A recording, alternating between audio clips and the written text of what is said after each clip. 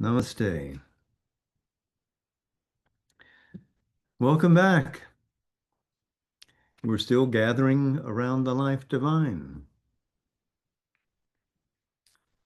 We had come in the second part of the life divine to chapter 19 last week, out of the sevenfold ignorance towards the sevenfold knowledge. And we begin, obviously, with chapter 20 this week, the philosophy of rebirth. So, Sri Aurobindo is a realist. There is a reality. It is conscious, full of force, immense, unending in its delight. And whatever it conceives within itself, it can effectuate. So if it can effectuate the manifestation of a cosmic being, it can also manifest an individual who would, in the context of a cosmos, have a significant placement. Both the universe and the individual would express something of transcendent truth of being and hold within itself forever the virtues of that supreme existence. Now, if there is an individual, and if that individual is essentially a soul, then what is it doing here? And what are birth and death to it, if it is in its very nature eternal, immortal? So Sri Aurobindo discriminates between the view commonly held of what a soul might be merely as a sort of a vital entity manifesting somehow for a temporary period of time in a form of matter and then passing away. Can't say that there's any particular significance if that's all that there is involved in life upon material basis. But if there is a continuum, if the soul as an eternal being links experience after experience and uses birth and death as points in this continuum by which it has access to universal being, experiences cosmos, then leaves away from the cosmos, but without ending its essential being, we have something interesting to look at that way. Life is not then simply a transient appearance of energy in a material form, but it begins to look like an upsurging of a flaming soul. We go back with that theme to the Taittiriya Upanishad, all familiar to you by now. And the soul coming to know itself, becoming sovereign of its own existence, becomes naturally coexistent with the cosmos and is no longer possibly contingent on the body. It exceeds, and in fact, in throwing the body away at the end of a mortal existence, that which is immortal in that former body ranges forth and extends itself. So, if we can indeed have an experience of that truth, then we validate to ourselves that this soul presence must be immortal and eternal. that here in the passages of time, it is immortal. Coming from the transcendent, it is eternal. And its manifestation here would suggest a repeated birth, that one birth could not sum all that it is capable of. Back to the idea of a continuum. If the universe is no accident, but intentional, and if the soul has voluntarily chosen to manifest here, then perhaps a long experience of the cosmos is in order so that it can identify, realize, and manifest all the latent powers within it. Make them evident, make them vibrant, make them visible, make them fleshly. So the soul is not merely the body, and it's not even the life that sustains the body. It is something impartite, without condition, and without limitation. We must discover in the soul our innate freedom. And we look at Advaita, we look at Buddhism, and we see verities expressed there, but not to the full extent that Sri Aurobindo leads us to. To read from this chapter, The Philosophy of Rebirth, say around page 782,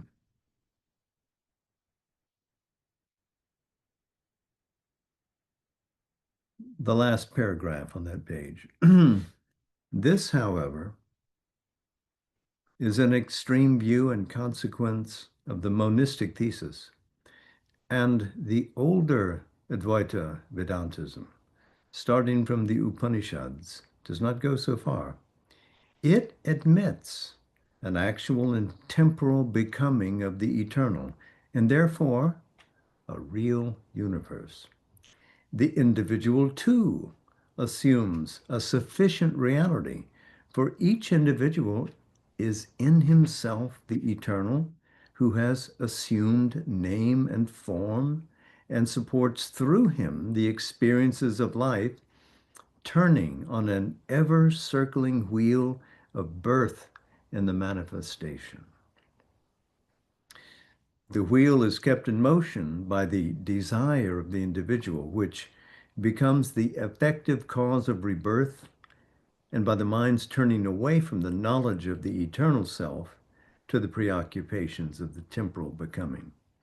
With the cessation of this desire and of this ignorance, the eternal in the individual draws away from the mutations of individual personality and experience into his timeless, impersonal, and immutable being. But this is not a full description of what is the power of the soul to Sri Aurobindo. Well, to continue,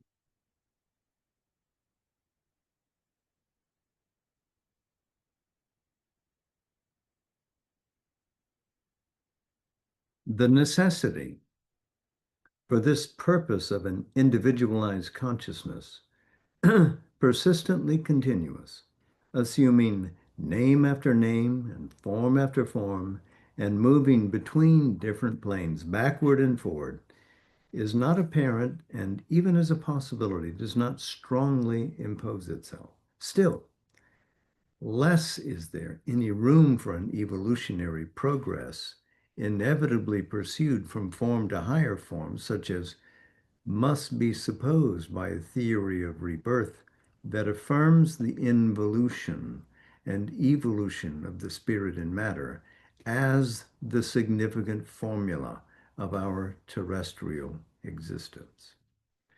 So it is this real being who involves itself and evolves in both cosmos and individual and uses the individual as the means eventually of stimulating the cosmic evolution farther. So the human soul is not merely a human soul, it is a cosmic soul, and it has a great task before it. The succession of births that are necessary to reach simply the human stage is immense in number. But typically, these births successively move forward with rarely a relapse, rarely a need to go back. And we can see in our current state, in our own personal being, that the mind that has evolved in us, sitting atop a living form, is not the last possible stage. We can outgrow it. The imperfection of the mind is not the last peak.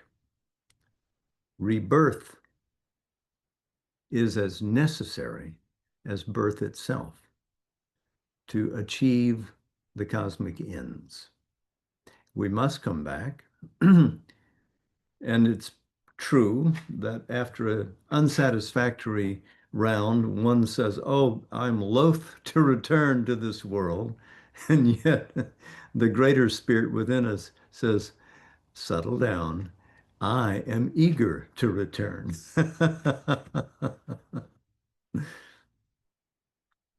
So the philosophy of rebirth leads us necessarily from the 20th chapter to the 21st, where we look at the order of the worlds, because if we're going to be born again, what happens to us, to the real soul within us, after the passing, the laying down of the body?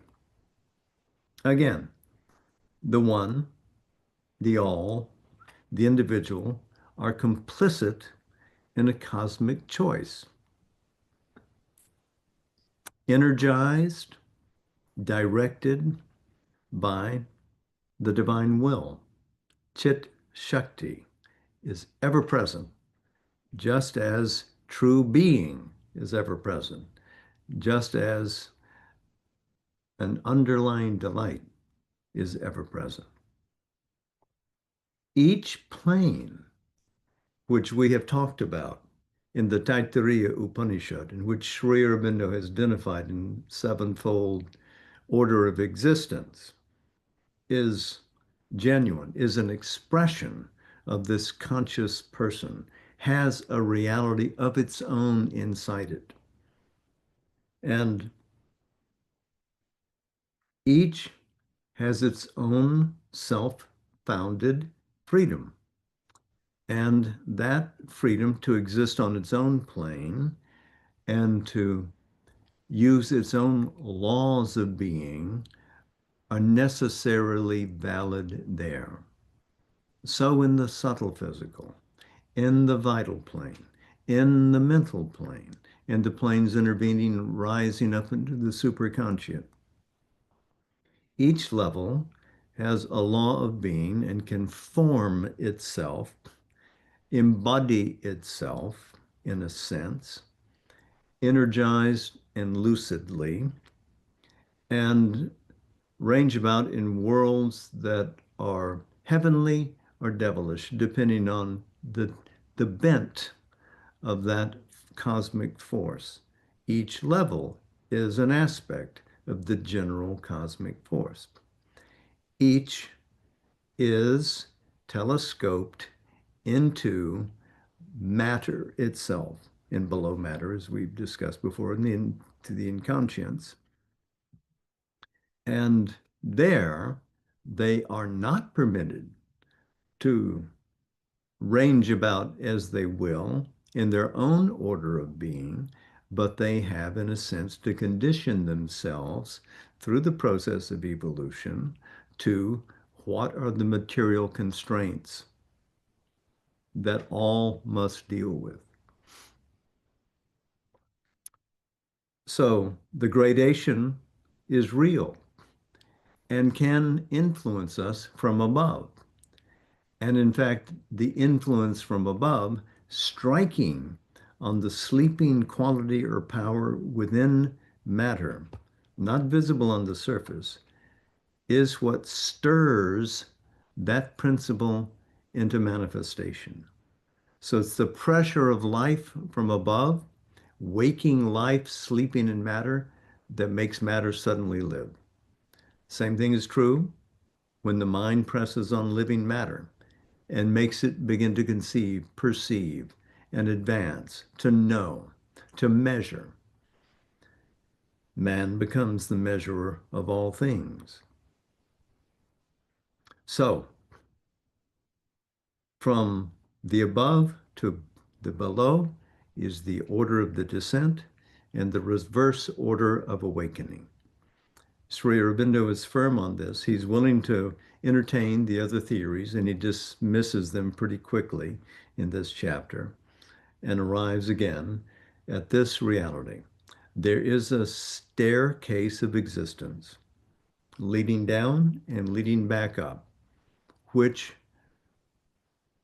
is revealed in its enormity only with the passage of cosmic time, with the power of emerging evolution, with successful transitions from one stage to the other.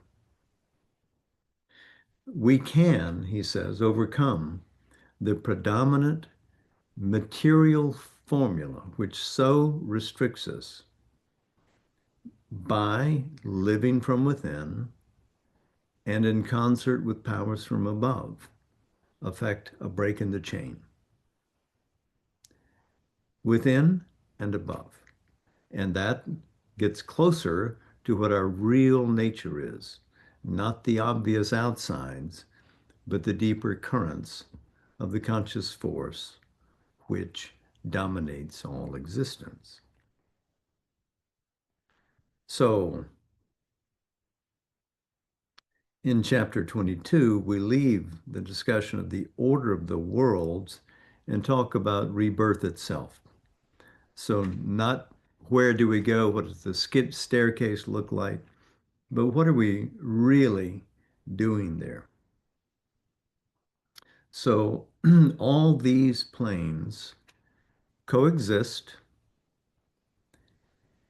We relate to them naturally, and we move in and through them naturally, even while we live, even though we live in a material encasement.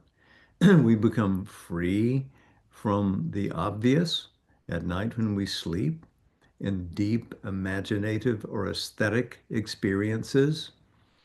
And we can live in, at least for moments, these higher worlds, in the subtle physical, in the higher vital, in the deeper mental planes, even we can touch and regain enthusiasm from a remembrance, a revisiting of our soul power. It's never gone, you know. It's always, always, always there. But after death, we do, in a sense, undertake a journey and we enter into these subtler worlds for at least a period of time. Now, the religions which dimly recognize these other regions of post-mortal existence, what's the best way to put that? Anyway,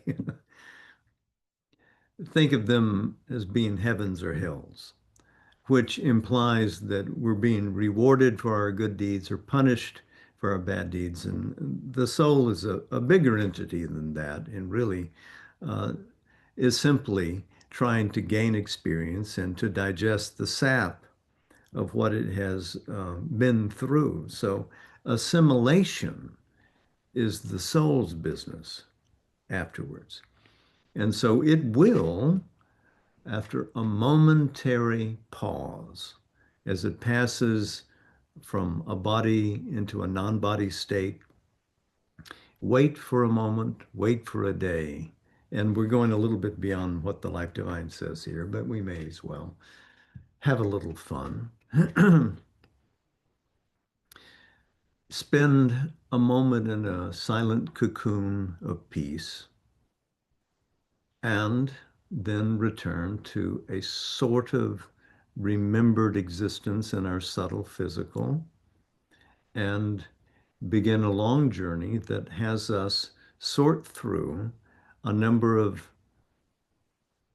experiences which we filter, digest, organize, and set to the side, and then move on into the vital plane.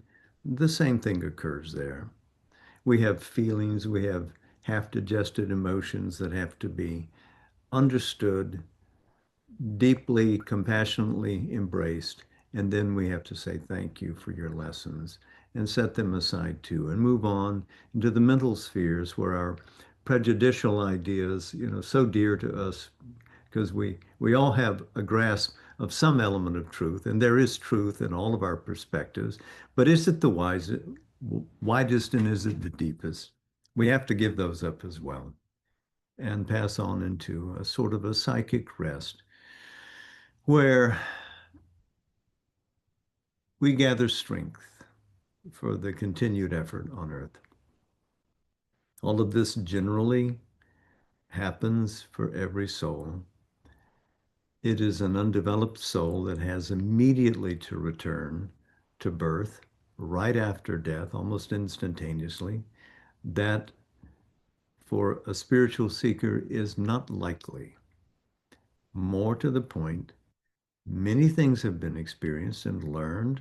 Deep experiences have been treasured, and they have, in a sense, all to be put in their place. And that means that it may take some time, and I don't mean days, before an incarnation repeats itself. But surely there will be another birth, because we've already agreed to come into the cosmic journey at great peril to ourselves, but with an insistent courage that we won't be defeated. And we will, after all possible defeats, have a final victory. A transitional state will be one where we leave all the imperfections behind and are able to solidly establish here in a body, alive, cognizant of something beyond. It wants that beyond to come here. The riddle has to be answered. So,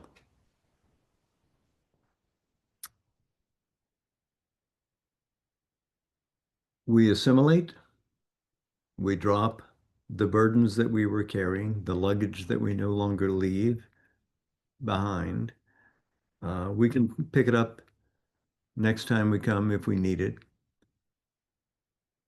But we pass from plane to plane towards this psychic rest. And it's not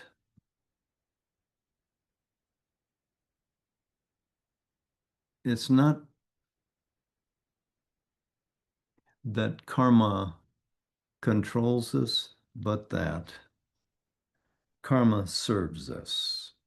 Here on page 840 in Rebirth in Other Worlds. Let's read a sentence or two.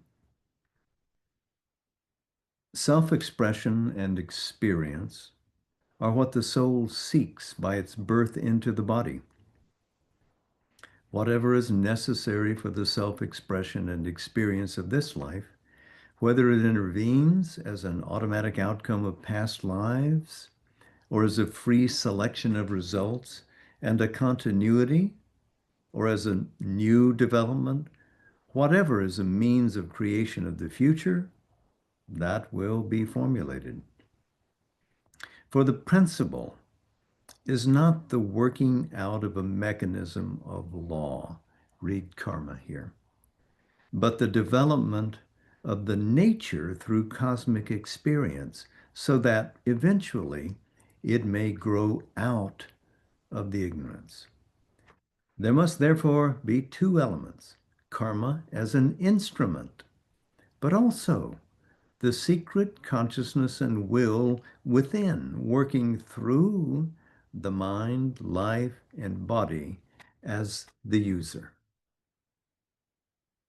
Fate, whether purely mechanical or created by ourselves, a chain of our own manufacture, is only one factor of existence. Being and its consciousness and its will are a still more important factor. Again, that's on page 840 at the bottom.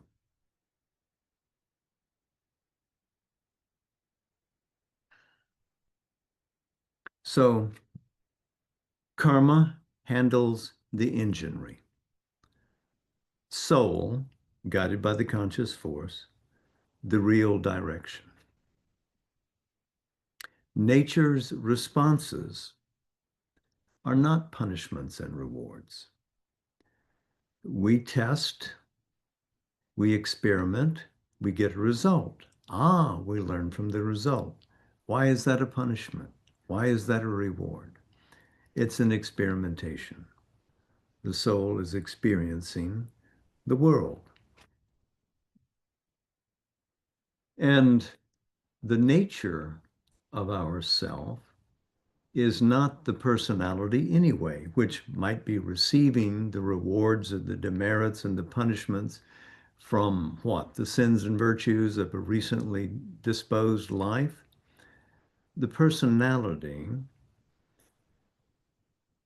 is one thing, the person another. We can develop, of course, and we do, a psychic personality at some stage of our evolution, a personality that is flexible, plastic, and can manifest all the needs and powers and possibilities that the deeper person with a capital P has within it. But this is apart from the common experience. So we're not the personality, nor are we the memory. The memory which is restricted to a particular life, or we struggle and stretch and see if we can remember what happened in an earlier life and consult other people to see if they can help us remember what happened in an earlier life, when all of that business would be in your way and hamper your growth should you remember. And how would you remember what another personality did? Unless you became that person with a capital P, and then no longer needed some savant to lead you on a journey within to try to remember what it is that you did that was so preciously important that you can't take another step without it. Tut tut. So, chapter 23 then, which did not exist before Sri Aurobindo took up the revision of the Life Divine. Then he added a final set of chapters. This is the first, Man in the Evolution.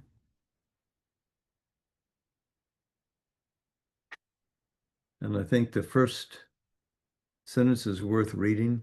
And we note that look at all the great Vedantic sources that he went to for this. All of them, except one, speaking about the nature of personal being from the later Upanishads, Shvetashvatara, Katha. The Rig Veda is in there.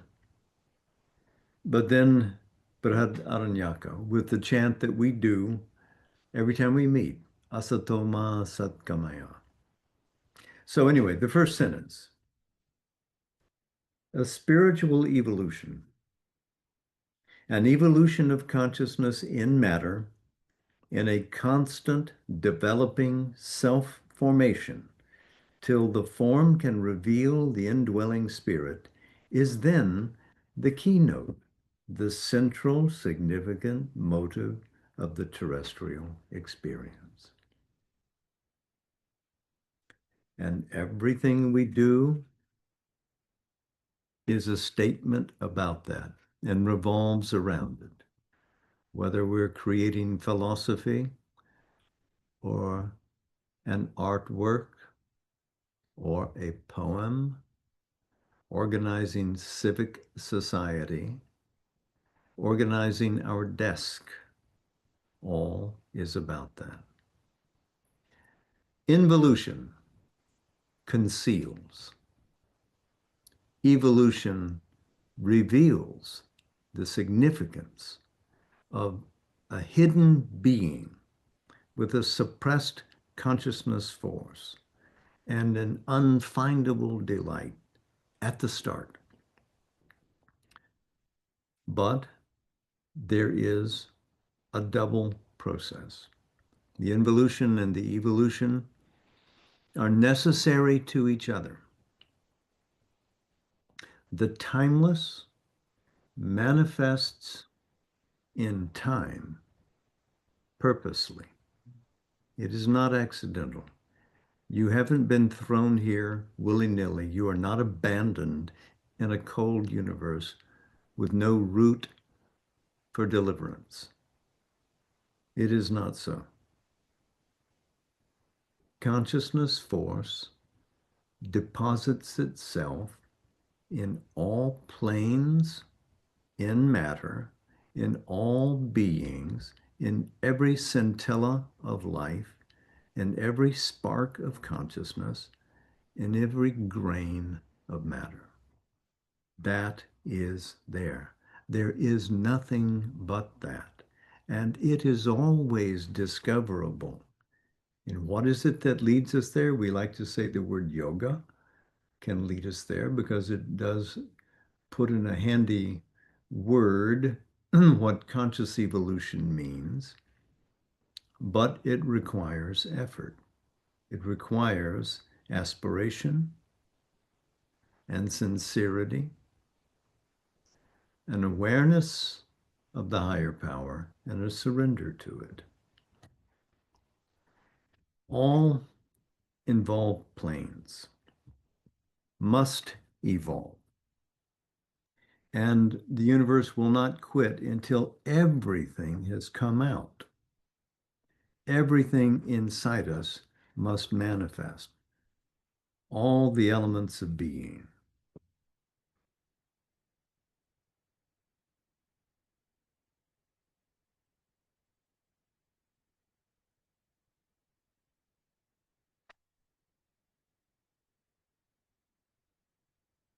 Hmm.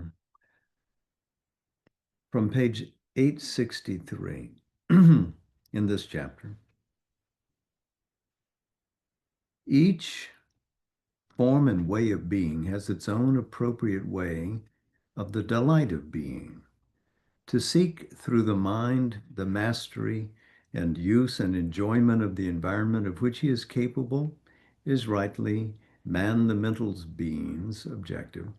But to look beyond, to run after an ulterior object or aim of existence, to aspire to surpass the mental stature, is to bring in a teleological element into existence, which is not visible in the cosmic structure. If a supramental being is to appear in the terrestrial creation, it must be a new and independent manifestation. Just as life and mind have manifested in matter, so supermind must manifest there, and the secret conscious energy must create the patterns for this new grade of its potencies. So that is where we are, our work unfinished. All involve planes, must manifest, must evolve to show themselves. It isn't that anything gets wiped out. Even the mental being will persist, but it will not dominate once the greater worlds manifest in us. So this chapter closes with this paragraph. If a spiritual unfolding on earth is the hidden truth of our birth into matter, if it is fundamentally an evolution of consciousness that has been taking place in nature, then man as he is cannot be the last term of that evolution. He is too imperfect an expression of the spirit, mind itself a too limited form and instrumentation. Mind is only a middle term of consciousness. The mental being can only be a transitional being. If then man is incapable of exceeding mentality, he must be surpassed, and Supermind and Superman must manifest and take the lead of the creation. But if his mind is capable of opening to what exceeds it, then there is no reason why man himself should not arrive at Supermind and Supermanhood, or at least lend his mentality, life, and body to an evolution of that greater term of the spirit manifesting in nature. So we have a chance to make it good. We have a chance. We, humanity, has a chance. So I think we'll take up some more chapters next time. I'm sorry if we seem to be crawling along. I think we return to Savitri, to a familiar section. We're still in Book 2, the Book of the Traveler of the Worlds. Canto 14, the World's Soul. And we're on page 293. I think you'll see its relevance.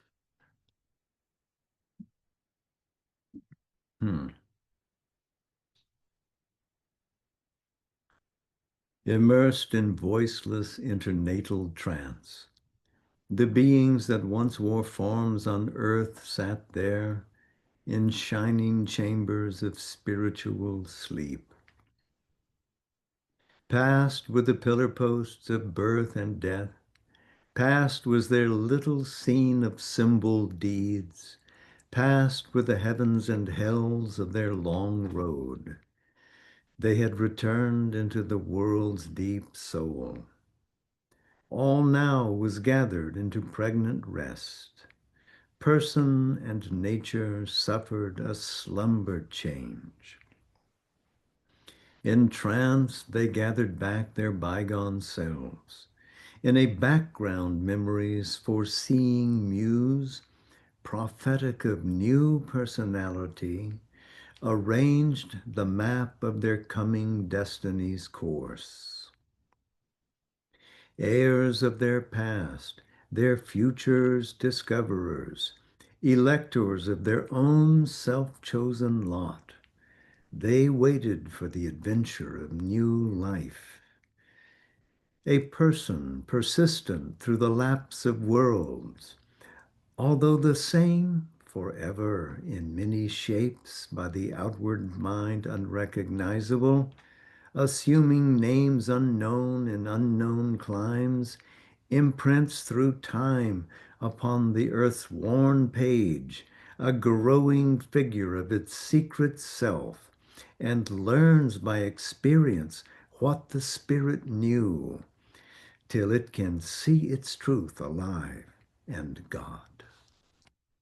Once more, they must face the problem game of birth, the soul's experiment of joy and grief, and thought and impulse lighting the blind act, and venture on the roads of circumstance through inner movements and external scenes, traveling to self across the forms of things.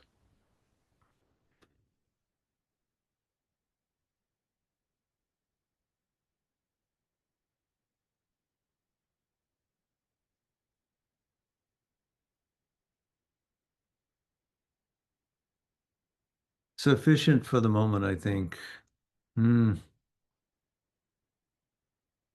I hope you're living well and abundantly, everything flowing from inside out, reaping the harvests of your soul's work on this, our green and golden earth.